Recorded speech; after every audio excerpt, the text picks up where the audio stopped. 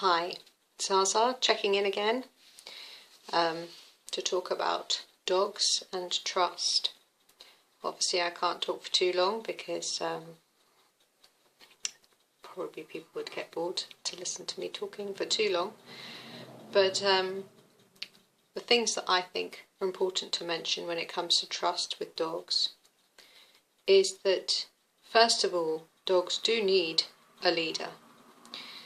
They need a leader who is calm, who is consistent, who is respectful, who is trustworthy, who is kind, who doesn't mess about with them, somebody that they can rely upon. So, things that are important to dogs, for instance, are that they get to go and have a nice walk, that they have dinner. I mean, food is very important to dogs. And that when you say something, you're going to follow through with it. Now, if you remove all fear from yourself and you're very, very present, you're very grounded, you're going to help your dog to feel grounded and safe. And that's really what they really want, is to feel safe. So sometimes I look at some of the training techniques people use and I think to myself, how is that actually installing trust into your dog? When you trust somebody, they're not going to do things to you that's going to upset your trust. They're going to always do things that are going to make you feel safe and secure.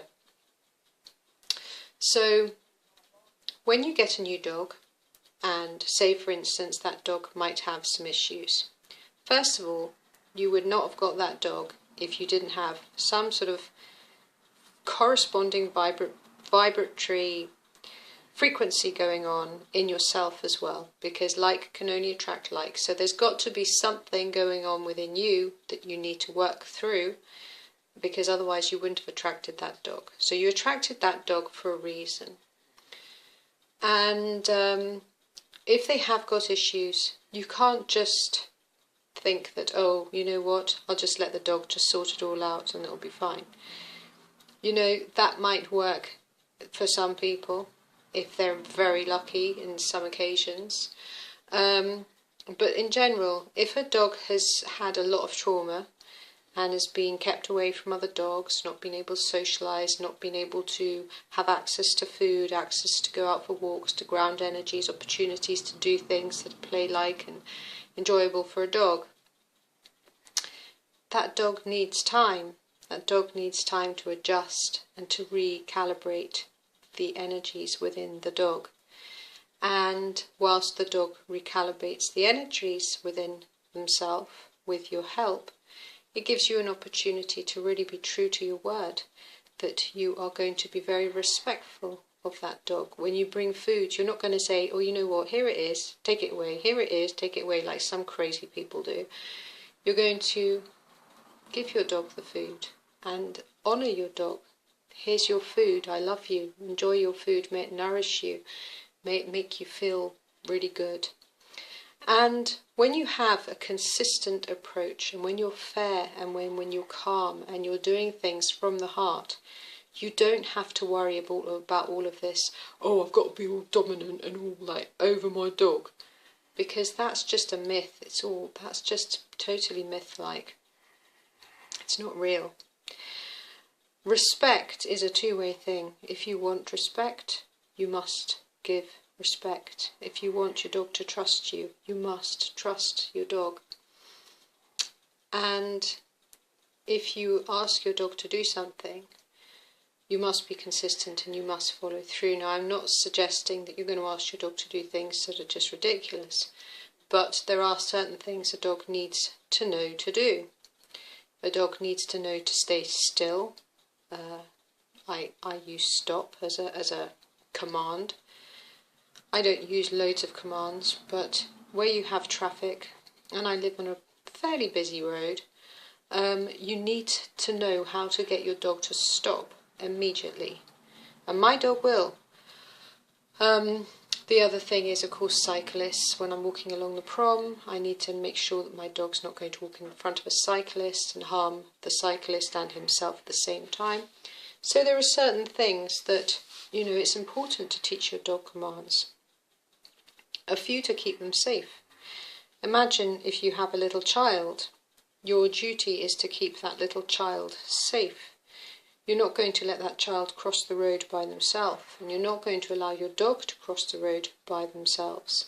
So there are certain things that you must teach your dog, and that comes from being a good leader. And a good leader is not somebody who's all bossy. A good leader is somebody who leads by example, somebody who is very fair, very consistent, very loving, because you can then trust them. You know where they're coming from. And when they say they're going to do something, they do it. So, yeah, it's very important to always be consistent. And don't go out with your dog if your dog has got issues of fear and everything else. If you're feeling not in all, you're feeling out of whack yourself, because what's going to happen then is you're going to not feel, your dog's not going to feel safe. It's not going to feel secure. And so if there is any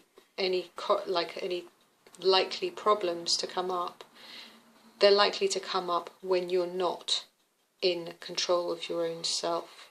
This means we have to be so very present. But this is good, because dogs help us to ascend. They help us to become better people. They help us to grow in our own awareness. But the most important thing is to trust your dog, and your dog will trust you. Your dog will look at you more when you begin to trust them. So if you want eye contact from your dog may not give you that eye contact and say, you know what, I want to work with you, if they don't respect you, if they don't trust you. A dog that respects their leader, who is generally their guardian, and I don't mean leader in a way that is something above, because that's not what it is. It's a partnership, it's a relationship, it's a good close friendship. They're going to be looking to you like, is this good? Have I done the right thing? Is this all right? And when they're doing that, you have an opportunity to teach them more. Because when they're not looking at you, they're not interested. They don't hate, because dogs don't hate, but they have closed down that side of themselves which is interested in cooperating with you, because for whatever reason there's no trust, there's no relationship, there's no respect there. So when people say, oh, my dog doesn't listen to me and everything else, well then you need to work on ways to build up your trust. Because that's one of the first things you really have to do. Do things that build trust. How are you going to get more trust from your dog? And how are you going to prove that you trust in your dog? Now, if your dog has done something that's not so great, you're not going to be able to just like go and say, oh, you know what, I trust you. You've just bitten old Bert's finger, but I'm going to trust you, I'll let you off. You have to be very wise about things. You have to allow time for the vibration to change, but you cannot keep a dog chained up on a lead for the rest of their lives just for biting Bert's finger once. That is not how trust works. You know, people go to prison, but they come back out, people make changes, you know, and generally when a dog does something like that, it's not like they've done it to be vindictive or to be awful. They've done it because they have been so super stressed that it's just been a release. It's been their grounding of energy. And we can change that. So put in the hands of the right type of training methods, heart-based training methods, such as canine flow methods, you can make positive changes to any dog.